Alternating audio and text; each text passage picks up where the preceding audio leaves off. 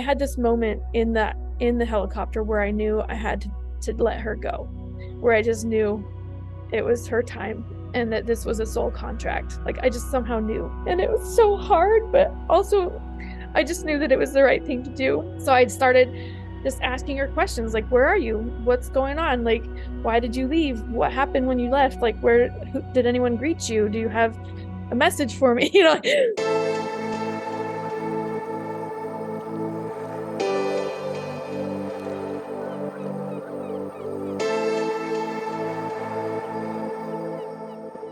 Hello, friends. Welcome back, and thank you for joining me today.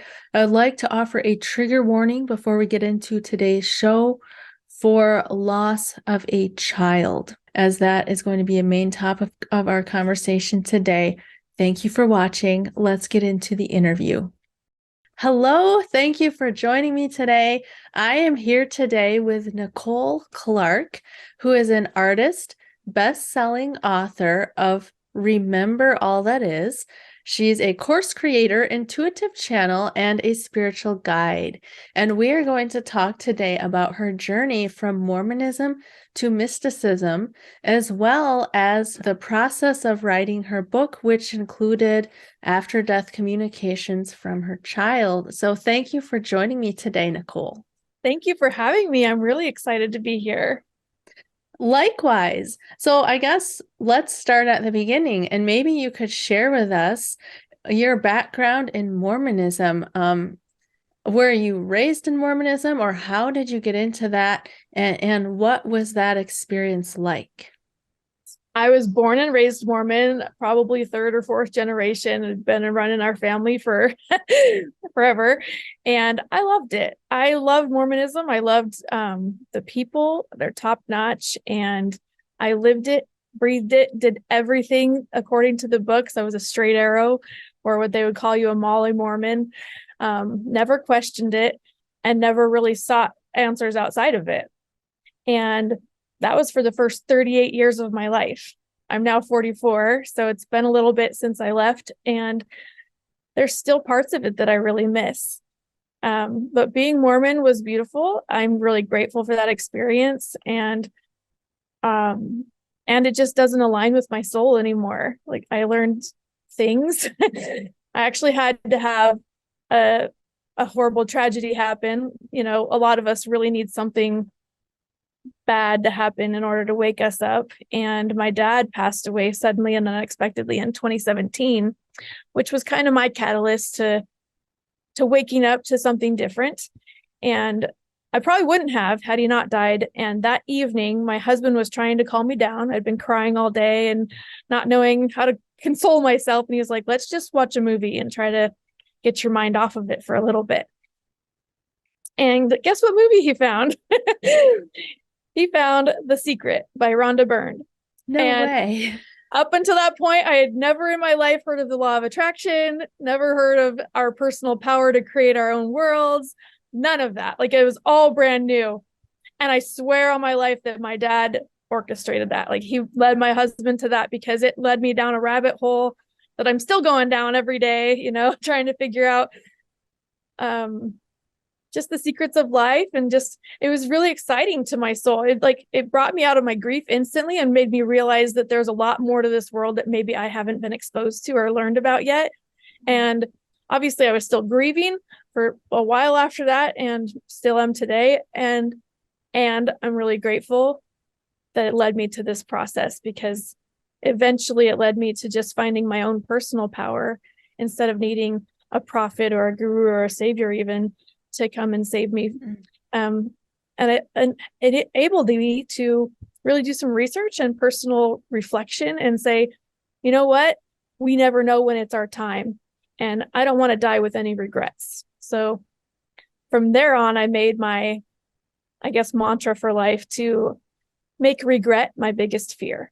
And that's kind of what I've been doing ever since. Wow. Okay. So when you discovered this movie, The Secret, and this whole other world opened up to you, was it like a quick process of leaving Mormonism and moving on, or was it like a slow process where you had to go back and rethink your previous beliefs? Oh my goodness. It was a very slow, arduous process. I was very resistant to any change, like most humans, right? We're very comfortable in our comfort zone. And I loved my church and I loved my family, and my family was all in the church, right? It was my whole world. And so to question it and to really find beliefs that were different that actually lit me up more was terrifying. And you're taught, if you leave the church, you're going to be in Satan's power, and you're taught that there's lots of consequences to that, and that you won't be with your family for all eternity. And that's terrifying. Nobody wants that unless they don't like their family, but I love my family. Right? But it was very terrifying, and I questioned it for a few years, to the point where I actually thought that I could live in both worlds. I thought I could be like super spiritual and mystical and whatever, and still be Mormon. Because, spirit is with any religion. I believe that people can receive revelation because we're all spiritual beings. And it came to the point where I had been going every Sunday for a year, at least a year. And every Sunday I'd be like, why am I still going? Like, this doesn't light me up anymore. It actually makes me feel really bad. And I couldn't speak my truth. It was really terrifying. Mm-hmm. And my brother had left the church a few years before me. And because of his leaving, my mom would call me every Friday and talk for at least an hour about how worried she was about my brother. And over and over. And it was just like, but I couldn't tell her. I just couldn't do it to her, already like physically ill from it almost. And so I pushed it off and and it was just really, really difficult. And then it got to the point where my husband and I went to a Dr. Joe Dispenza week-long you did retreat. Oh my goodness. Yes. Oh, that's like my dream, to go to one of those. Yes, it was amazing. I went when I was pregnant with my 6th child, and this was probably a year after my dad had died, actually about right after a year.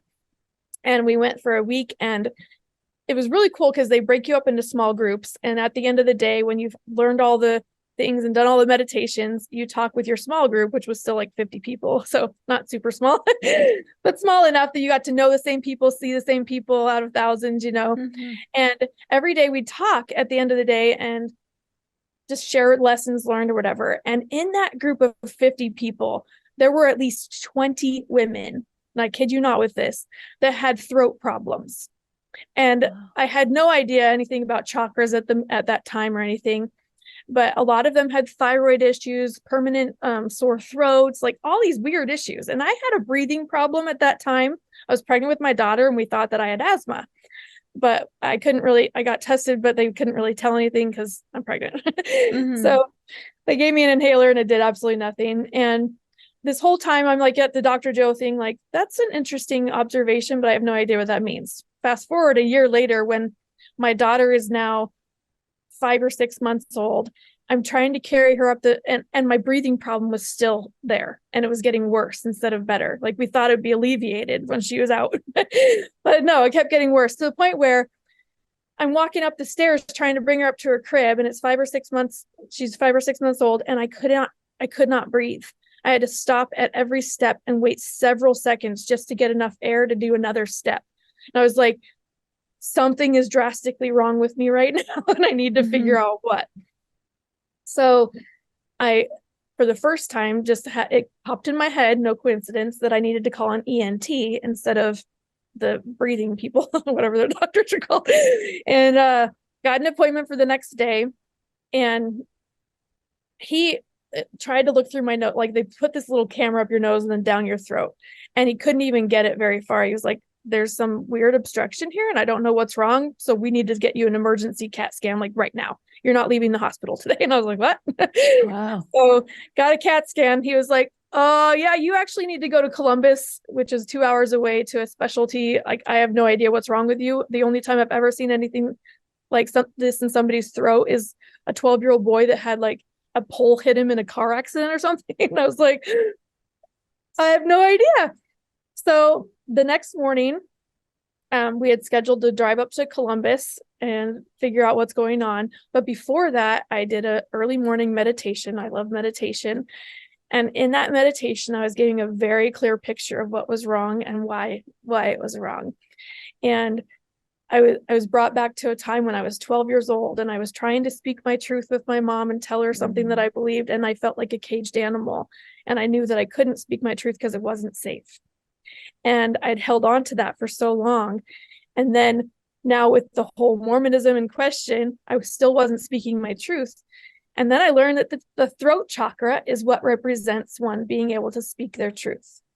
So my throat chakra, my soul had literally closed it, to the point where that day when I went to the specialist, he did a picture, and it was about the size of one of those little like black coffee straws, like Oh, wow. right here above my epiglottis. And it was not normal. He said it's called idiopathic subglottic stenosis, which means they don't know what causes it, but it's a narrowing of the airway right here. And only 1 in 500,000 people usually get it. And it's usually women who have been pregnant. So Wow. I fit all the like norm, but they didn't know why. Wow. But I knew why. And had to end up getting throat surgery, and that was about 4 years ago now. And usually with people who have this, and I'm assuming this is because I have the, I guess, metaphysical knowledge behind it, but a lot of people, the majority of them, have to go back and get surgery over and over to be able to keep the airway opened up, because it's scar tissue that builds up over time. But I haven't had to go back.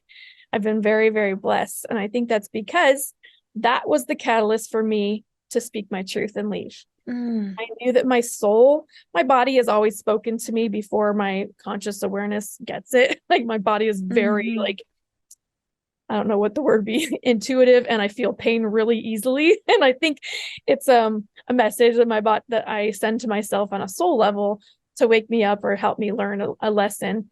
And so at that moment, I learned that, oh my goodness, my soul is like literally like choking me to death to get me to wake up and speak my truth, which was that I needed to leave the church and start speaking differently than what I'd ever taught was the only truth I knew.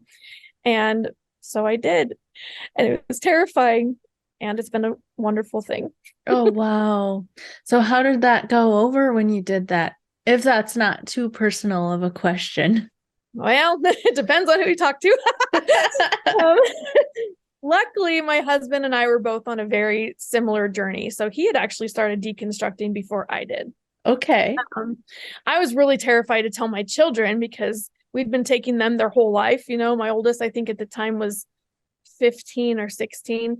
And my 2 oldest, like I said, I'm not going to church this Sunday and I probably won't ever go back. And then I told them why. And they were like, I was like, oh, that's so funny.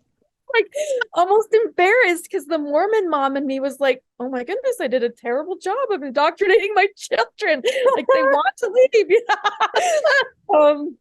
Only one of my then 5 children wanted to go back. Like, and she went back with my husband was in the bishopric at the time, which is one of the leaders of the congregation.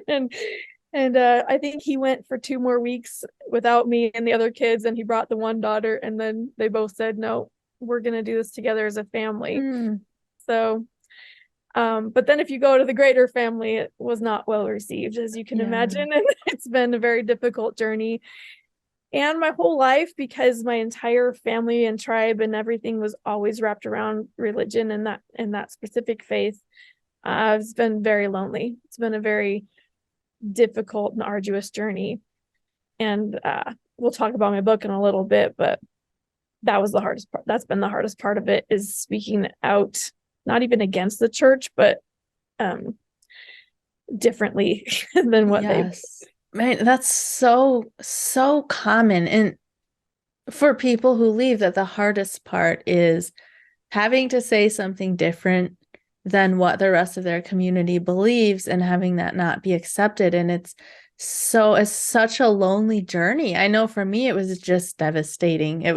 I mean, in the moment, I thought I was handling it well, but then as time went on and things don't get better, it can be so hard.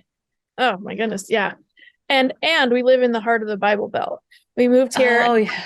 it was the perfect place to raise our kids because they all have similar values and beliefs. And now, now that we don't even identify as Christian, it's like, why are we still here? Yeah.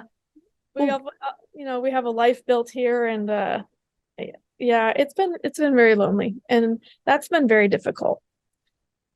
And I feel like everyone has to kind of go through their own different dark night of the soul, or whatever you want to call it, in order to come out on the other side and know that it's okay. Well, thank you for sharing about that and being honest about how difficult it has been. Because, like I said, so many people are going through this, and their only means of connecting with anybody is on the internet, and to find out that other people are in it with them. But one thing that I wanted to ask you specifically, because you went through this process having raised your kids in the church, and I wanted to ask you, how was that journey as a parent? Because I've gone through this myself with raising my kids in the church for the first part of their lives and then leaving.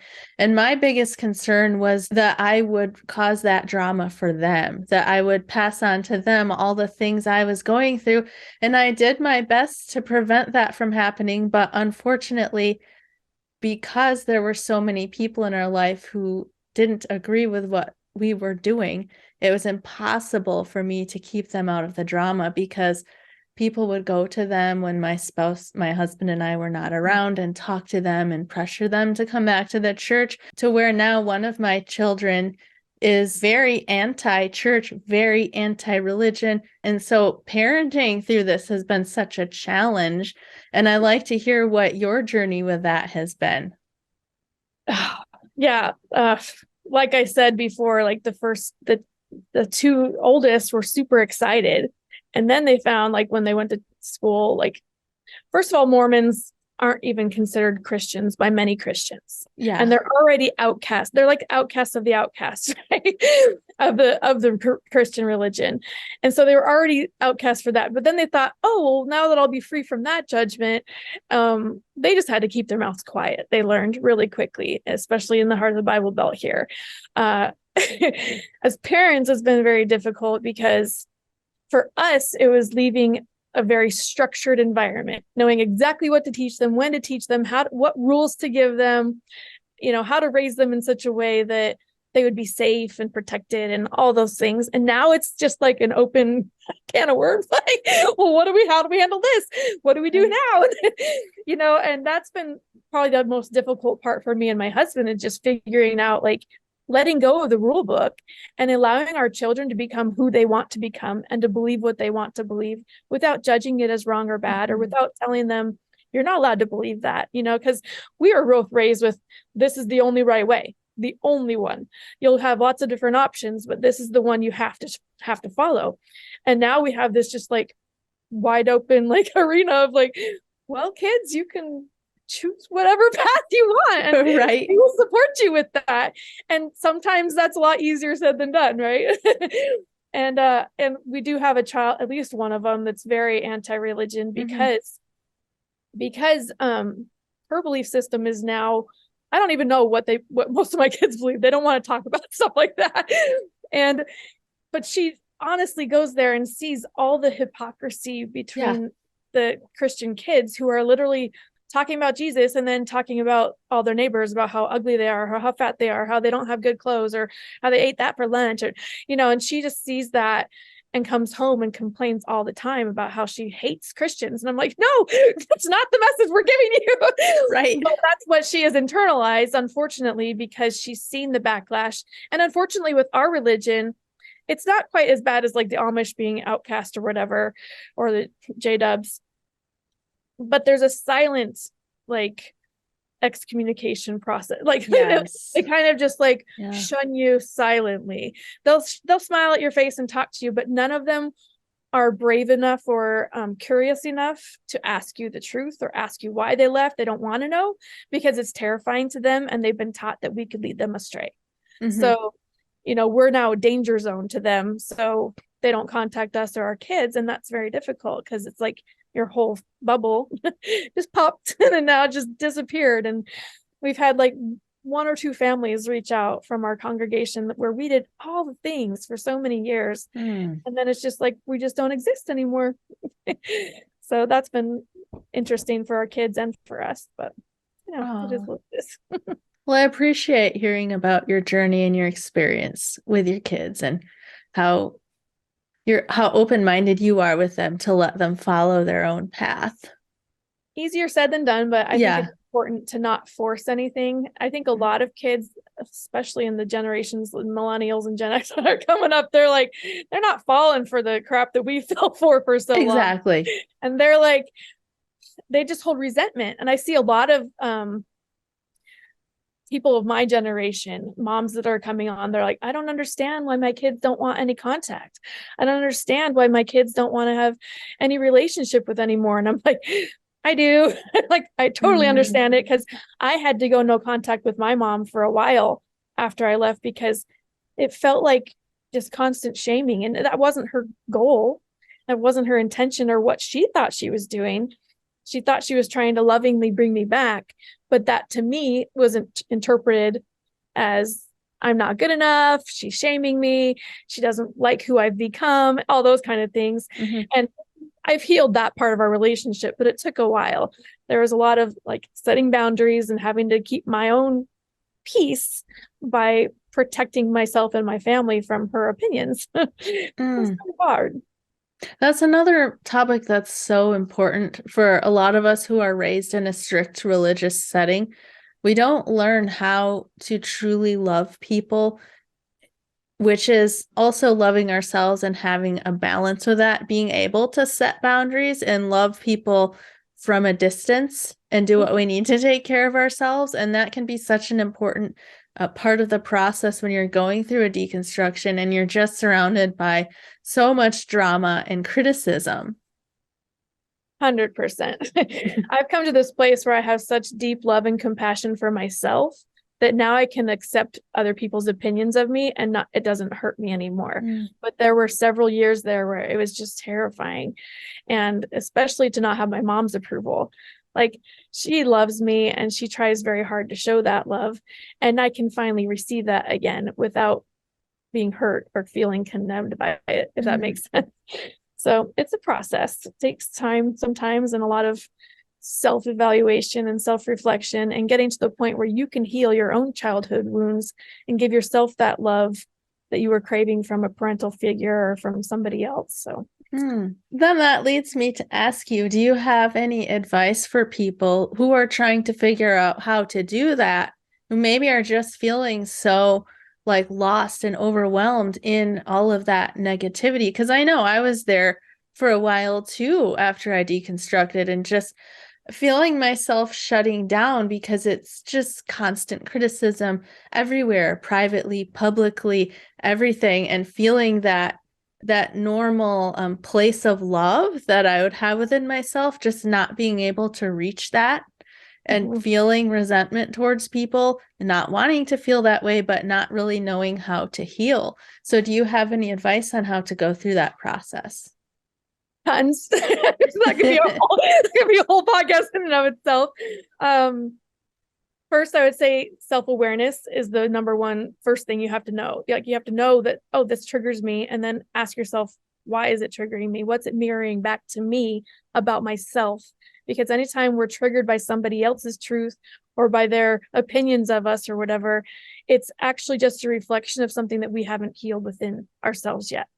And so when you can take a trigger and say, how can I turn this around to be my friend, to be my guidance, of an inner reflection of like, oh, she's shaming me. She feels like I'm not good enough because I don't feel like I'm good enough, because I feel ashamed from holding back my truth for so long, or from maybe disappointing others, or whatever it might be, right?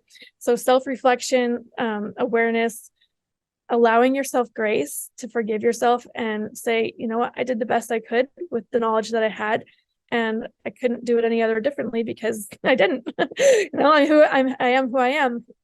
And I'm actually teaching a whole program on this right now. I have a program called Free Her that's all about helping women get into their inner child healing and acknowledge what that little person inside of you who you came with, that wholeness that is already intrinsically part of you. You came here whole. And then we're taught and buried under opinions and labels and programming from every angle. And then that little child inside of us gets buried and believes that they're not good enough, believes that they have to prove themselves or do something more or change themselves in order to fit in, whatever it might be. And getting to that place where we can just find that person and remember who we really are. That's like my whole mission in life now, is just really helping people tune in to their inner knowing, their inner guidance, not from anywhere else, but from within. And that's something that I'll be offering a lot more, because I'm doing my first round of it right now. And it's so fun for me to help other people recognize their own worth and remember who they are. So I guess that'll be on my website eventually. Okay, wonderful. Well, I think this would be a good place to transition into talking about what happened with, I believe it was it's your youngest daughter, and what happened with that led into your after death communications with her and the writing of your book. Yes, so that happened during COVID. Let's say COVID was like this trifecta for me. Everyone was dealing with the whole COVID, all the things, right? The pandemic was awful for everyone. During the pandemic was when I left the church, and actually I'd left it a little bit before that, before they went to Zoom meetings or whatever. And it's when my daughter died. She was 18 months old in August of 2020, and her whole life, it just feels kind of like a dream at this point. It's been 2.5 years since she passed, but about 2.5 years, or maybe 3 or 4 years even before she was even conceived, I had a dream, like a very strong dream, that woke me up in the middle of the night several times, like the same recurring nightmare, that one of my children was going to drown, that I would blame it on my husband because he always wanted a freaking pool and pond in our property. It was his fault. And we would get divorced and my entire life would just fall to shambles. I actually write about this in my first book. I don't know if I told you about this book. No. Camera's going to work there. But the 10-minute refresh for moms, less stress, more joy. In this book, I literally have a whole chapter about that dream and how I did something called fear setting, where if I did have a child who were to drown, what would I do? How would I become a victor instead of a victim? How would I use it to help other people? And how would I do it like in such a way that I could save my marriage and not have everything else in my world fall apart? Wow. I literally wrote that before Emberly was conceived. Okay. Oh, wow. And then once she got here, man, it was really hard to live with premonitions, because I didn't know what I thought. They were intrusive thoughts. I thought that I was just afraid her whole life. But in hindsight, I now know that it was just my soul preparing me and letting me know. There would be multiple times I'd be like sitting here playing on my computer or working, doing something, and I would get the nudge, put this down and take a picture of her right now. You're going to want to remember this, or take videos. Make sure you get pictures with every single one of her siblings alone, so they have that. Make sure you do this, like constant through her whole life. And I hated it like so much. I'm grateful for it now. But during that time, I was just like, stop, like, don't tell me she's going to die. And then I remember for all of my other 5 children, I never would sing them the song, "You Are My Sunshine," because I hated how it ended. Like, please don't take my sunshine away. Like, what are these lullabies we sing to our kids? Right. Thought that too. Like, rock-a-my baby on the tree. So like, what? You know? But for some reason, she was my sunshine. We had waited 8 years to get pregnant with her after having our 5th child. And I always wanted 6 kids. So it took us 8 years, 2 miscarriages and an ectopic pregnancy for her to finally be in our family. So she was very special to me. and she was the one born during my whole deconstruction process, where I was like, I'm going to have a blank slate with this kid to like train them in a way that's just freeing from the box, you know, free from the rules and expectations. And she was the one I was pregnant with at Dr. Joe's retreat and everything. Oh man. And then one day I remember changing her diaper and just looking into her eyes and singing, "You Are My Sunshine." And when I got to that line, "Please don't take my sunshine away," like she was just staring at my eyes like, "It's okay, Mom." And I was like, "Not yet. Don't leave yet. I'm not ready." And then she passed away 2 months later by drowning in our backyard. And it's difficult because the whole time I knew it was going to happen and I didn't want to have it happen. And I fought it and I tried very hard to prevent it. And unfortunately, we did not have a pool fence, despite the fact that I'd fought with my husband multiple times about it. He wanted to build a pool house and then get plumbing in the yard. And so we couldn't put a fence on top of it yet. And then when I finally convinced him that we needed to, it's time, freaking COVID happens and there were no workers and no materials. And it was just too late, right? And so there's this guilt inside. And I've actually gone through this whole process a lot too, of like, I knew and I didn't speak my truth again because I was part of this patriarchy where my husband was above me, right? I couldn't speak against what his gut told him because heaven forbid mine was more correct or whatever. So I had to go through that whole process of like, I did the best I could and it was going to happen no matter what. She's told me that multiple times after she died. So let's get to that point because it was pretty miraculous. Well, before I tell you about that, I want to tell you the night that she died, I was able to fly with her to Columbus in a helicopter ride. They were able to get her to start breathing enough where they thought that maybe they could get her to survive. And in that helicopter ride, I was alone with her and these two ENT or whatever they're called, emergency technician guys that were like helping her breathe. And I had this moment in the helicopter where I knew I had to let her go, where I just knew it was her time and that this was a soul contract. Like I just somehow knew deep down that she wasn't going to be here long. And I had to give her that permission. Not that she needed my permission, but she wanted it. Right. And I had to say, it's okay.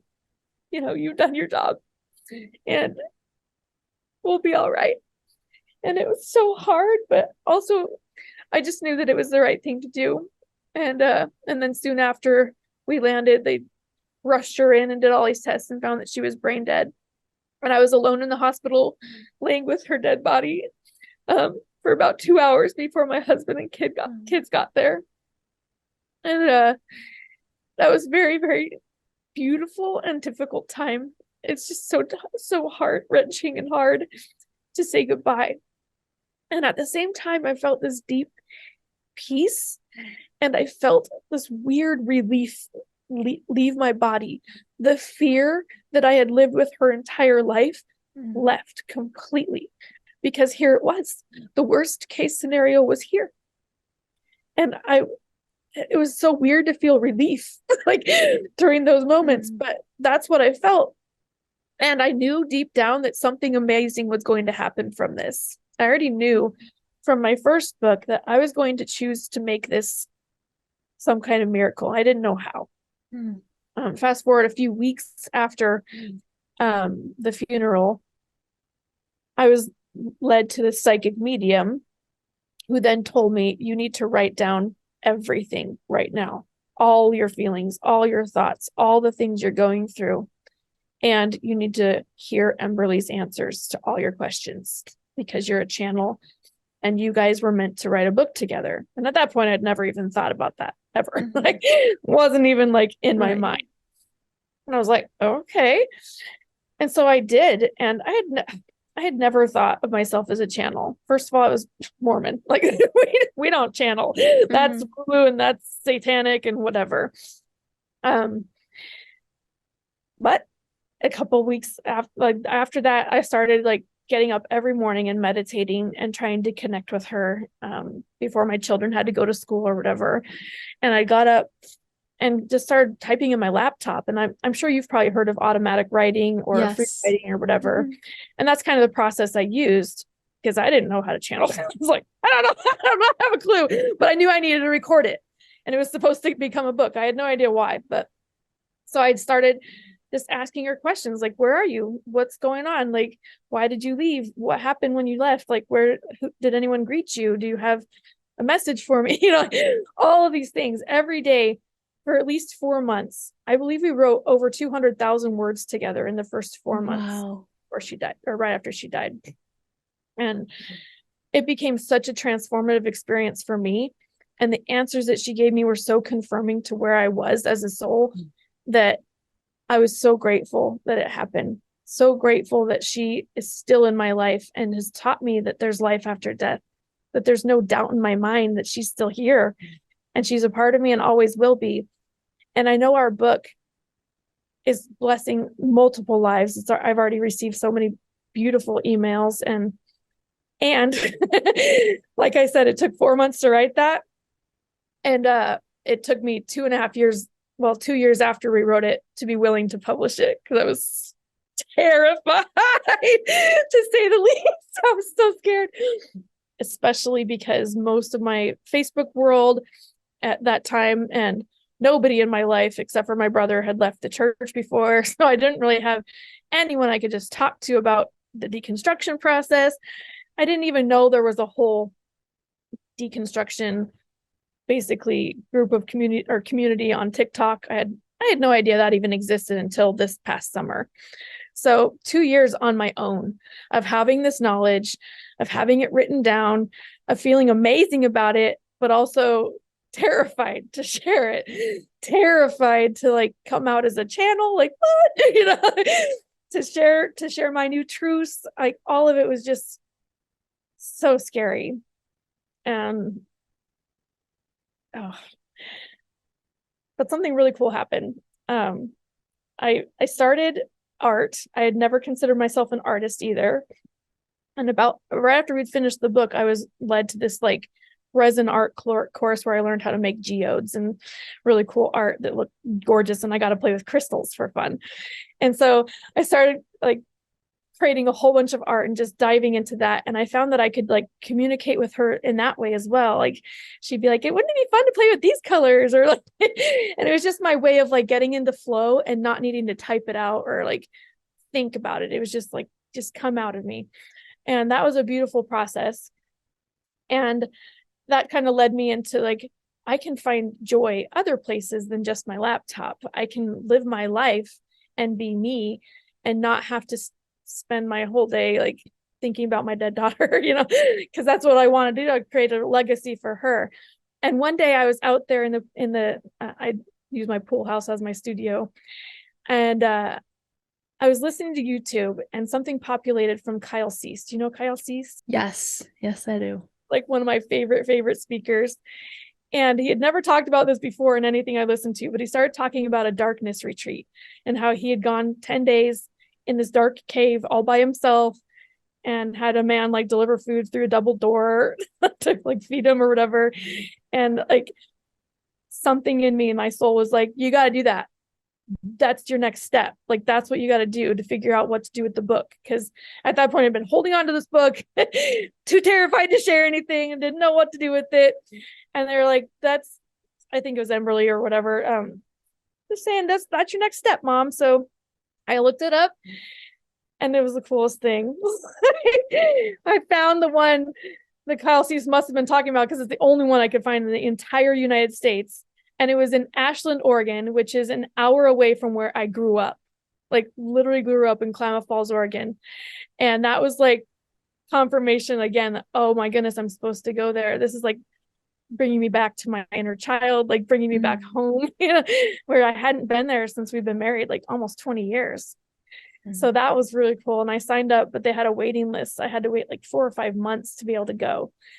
And that experience, I would not suggest anyone go. Definitely say, do not go to the dark room unless you are feeling absolutely called there. Because my soul was like, go, go, go. And I would say most people would say, no, no, no, right?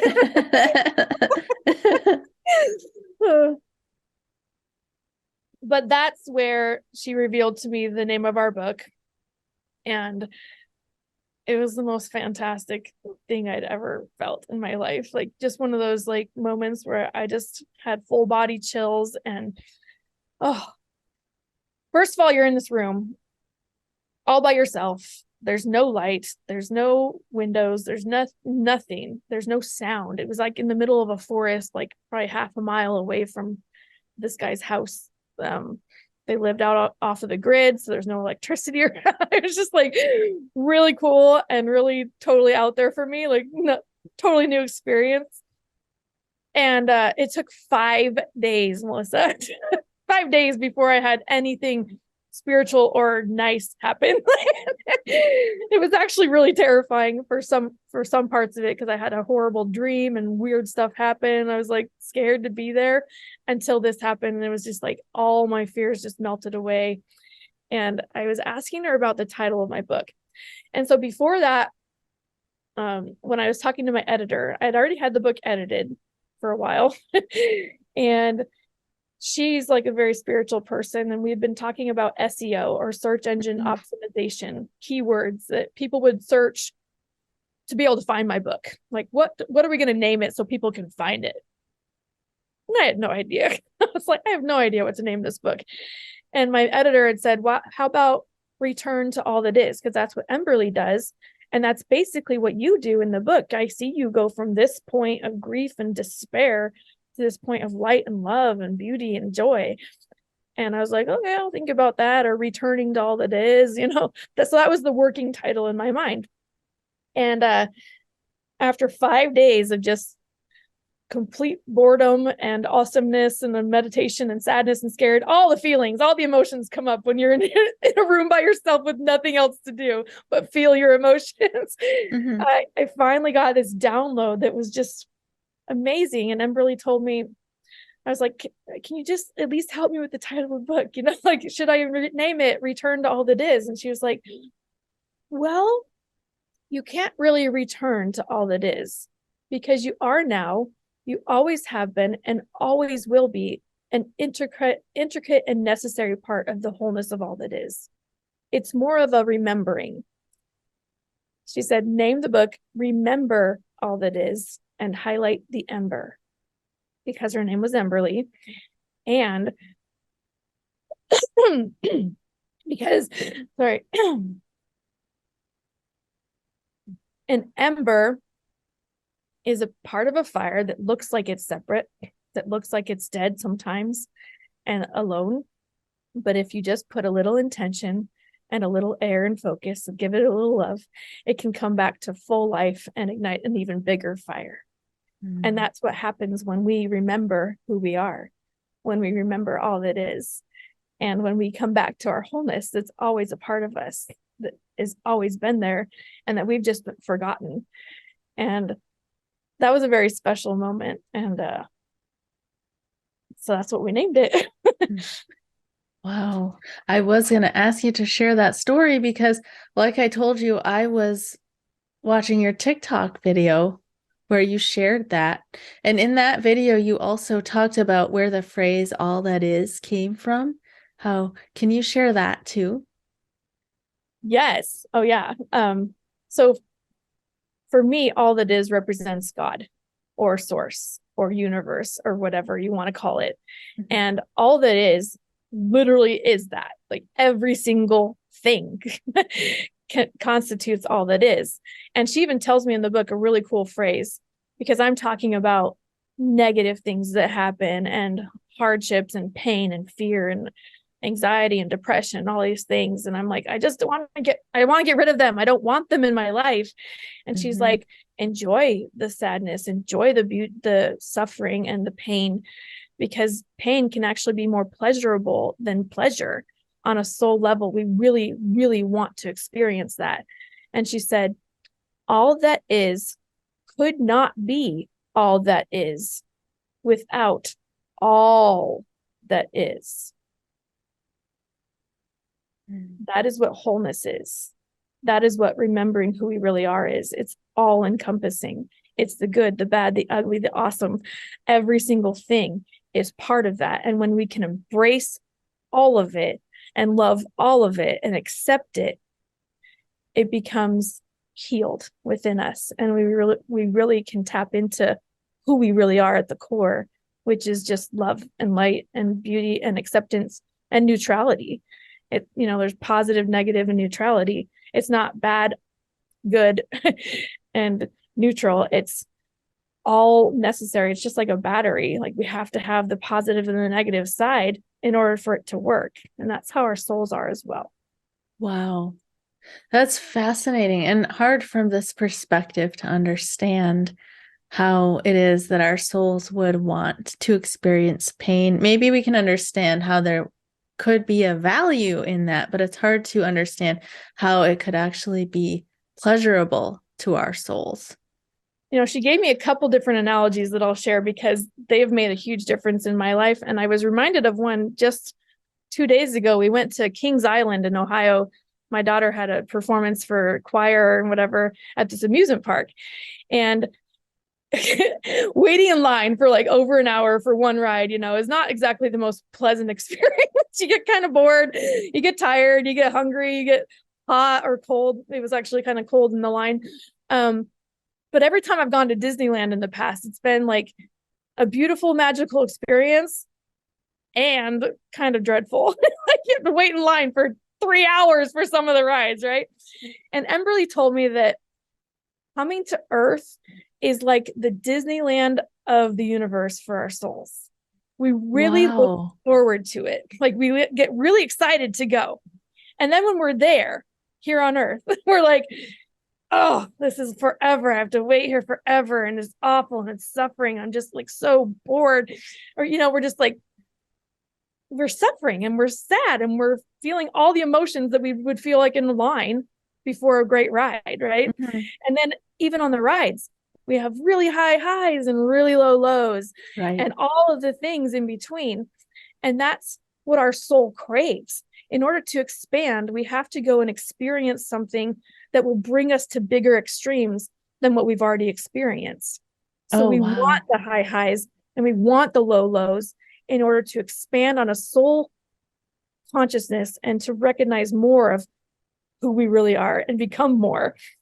And then another analogy she gave me that made a lot of sense is how we wait in line and tons of people go and pay to go to haunted houses. Yes. People love being scared. They go to horror shows, right? Horror movies. The horrible things are happening, and yet they're entertained by it. They find delight in being scared and screaming or not knowing what's going to happen next, right?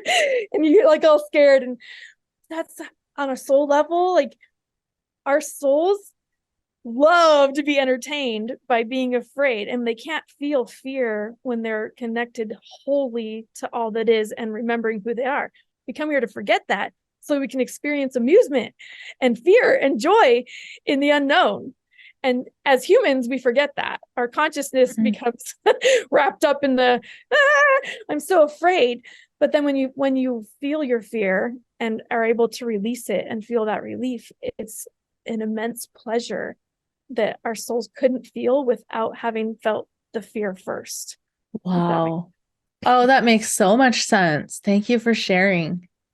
Yeah, it was one of those beautiful lessons because I was complaining a lot to her. I have a lot of chronic pain. I know you've talked about that in some of your videos as well. And I just kept complaining about my physical pain. And I had a really cool experience a few months ago. My husband and I were able to go and try MDMA, which is basically like a kind of like a plant medicine, but they're using it to cure a lot of people with PTSD and people that have experienced major trauma, which we obviously did. And one of the coolest things that happened in that, one of the first things that happened actually was like, I was not able to move my whole body. I felt paralyzed, which was really weird for me. I couldn't move a muscle, like my hands and everything was just like in one place. And my soul was like, don't worry, you don't need your body right now. And then it showed me a vision. And I haven't really shared this experience with hardly anyone, so I'm excited to tell you. But it basically showed me almost as a soul looking at a computer or like an iPad kind of thing and scrolling through different avatars that I could choose in this lifetime what body I wanted to choose, as if it was like looking in a closet of like what outfit I wanted to choose for this play or what costume I wanted to wear. And I chose this specific one because it was more susceptible to pain, because it felt things on a deeper level than a lot of other of the other avatars, right? And I specifically chose this body because it was sensitive, because I could feel things more in it. And I remember in that moment just loving my body so much and being so grateful instead of so angry, instead of grateful toward it, instead of feeling like I'm a victim to my body and like I just want to get out of it. I felt just such deep love and compassion and joy that I chose this body so that I could feel even more pain than most people, because it's super sensitive to all the things. And we talk about it a ton in the book, chronic pain and how I actually want to read you a section if that's okay. Yes, please. I would love that. I asked her before the interview what she wanted me to share, and this is just coming up. So okay. Let's see if I can find where I want to start. So I'm asking her basically, like, I feel terrible, I hate my body, and I want to love it, and I'm trying all the different foods and tuning into my body, and is there anything else? And she said, love your body, give it praise, find the things you really appreciate about it, and tell yourselves daily how much you love them, and thank them for all the things they do well. Don't focus on the things they don't do well. Focus on what is going well and how being super healthy will feel. Remember, you always get what you focus on. And while it can be hard to not to focus on the pain, you are getting more pain because of your inability to focus on your health. And I said, goodness, I'm terrible about that. She said, most people are. Don't feel bad about it. That just puts you in a terrible loop. You feel bad about a situation, then you beat yourself up for feeling bad. So you go and do something that makes you feel worse. It's a sad cycle that unfortunately many people follow daily. I said, yeah, I've been doing it for years. How can I stop? The key to stopping anything is awareness. Pay attention to each and every thought you have. You already know this, but again, you often don't do it, especially when it comes to your chronic pain. I said, yep, I'm totally guilty of that. Goodness, I have a lot to improve. No, actually, you don't have to improve anything. That's the biggest problem that most people fall for in life, that you need to fix things to make them better. What would happen if you just accepted it and didn't take any steps to try to make it better? And I was like, You mean if I ignored the pain and acted like it wasn't there? No. Ignoring and accepting are two completely different things. When things or people get ignored, it makes them worse, not better. But when they are lovingly held and adored and treated like they belong, they heal. How on earth am I supposed to lovingly adore my pain? I'm like, trust me, I've tried hard to come to grips with it, but it just isn't happening. And she said, do you hear the words you just used? Coming to grips with it doesn't mean accepting and loving it. It means tolerating it at best. Think of your pain as a child who's been ignored, neglected, or told to go away. How would you feel if you were that child? How would you treat that child if they came to your home? When you can treat your pain from the point of view that recognizes its worth and doesn't judge it as wrong or bad, you will be moving in the direction of healing. Wow. What? Yeah. That's so deep and makes such sense, because this is a theme that keeps coming up for me over and over, is that the concept of loving awareness and how that is the goal of everything. One of my favorite spiritual teachers, Aaron Abke, I don't know if you're aware of him, but he has been talking about this recently, about how enlightenment is simply loving awareness, loving relationship with everything. And that includes your thoughts, your feelings, the things you don't like about yourself, everything. Oh, I love that. Yeah. Loving awareness is exactly what remembering all that is. Bring who you are, and who you are is all that is. And when you can love yourself so unconditionally to the point where you don't judge yourself or label it as bad or think that your feelings are invalid or, try to push them under a rug, you can then love everyone else right where they are. You don't have to change them or fix them or coerce them to believe the way that you believe anymore. You can just see them as love and light and accept them. I love that. Loving awareness. That's good. So if you're having a problem with accepting someone else, that means look at yourself, look at myself and see what I'm not accepting in myself. Yeah. Yeah. I've gotten to this point where I'm like super excited when I get triggered. Like maybe not right away. Like I'm still triggered, right? That is such a good way to look at it. I still feel initially triggered those same emotions, but then when I feel them, I'm like, okay, awesome. What can this teach me about me? Yes. And then when I do that, it totally transmutes the trigger and makes it something that's like not even a thing anymore. Yeah, it's a super fun way to live. It might sound like totally counterintuitive because most of us are living on a consciousness level where we have every right to be triggered. They're to blame for the way that we feel. Right. But when you can take radical responsibility for the way that you react and the way you feel and process, you recognize that everything is just a perspective. And that's another thing that was really cool from my MDMA experience. I was terrified of people's opinions of my book. I had received several one-star reviews and one really terrible, like over 5,000 word email ripping every single thing apart. And because that's what I expected. That was my belief that people are just going to rip it apart. They're not going to love it like I do. And I had to have that happen in order to heal it. But I went into this MDMA session asking for healing of the trauma of being rejected, of caring so much about other people's opinions about me that I didn't care about my own. I'd learned that over and over in the book. Emily had taught me, and yet I was having a really difficult time embodying it. And this image of a disco ball came into my mind. And it was so fascinating because a disco ball could represent the wholeness of all that is. It's one piece made of thousands of little mirrors that are all just mirroring each other back to each other. And from one perspective, you can look at the disco ball and say, look how bright that side is shining. It's just so beautiful and reflective. Whereas the bottom of it could look really dark and in the shadow. But if I'm on the other side of the disco ball, it would be the opposite. And that particular darkness would be bright and beautiful. And the other part would look dark. And each of us are on our own little part of this disco ball. We each represent one of the little mirrors. And whether we're shining or not, we're still part of the wholeness of all that is. We're still a very necessary part. Take one of those mirrors off and the whole disco ball is broken, right? It doesn't work anymore. And yet I can be on this side of the disco ball shining my brightest, and somebody over here they'll never see it. And that's okay, because my light's not for them.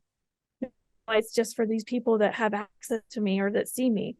And if they're here saying that it's too bright, turn it off, that's annoying, whatever, criticize what I have to share, that has nothing to do with me. It has everything to do with where they're seeing the world from their point of view on the disco ball. And if we can just love everyone where they're at, no matter where they fall on that little ball or big ball, then you can come to a greater awareness of loving everyone and recognizing that their opinion's valid, and so is mine. And I can keep shining so long as I feel good about it. I could talk to you for so much longer, but I want to thank you for sharing. First of all, my heart goes out to you as a mother in the loss of your child. And I can't even wrap my mind around what you've been through and how hard it probably is to talk about it.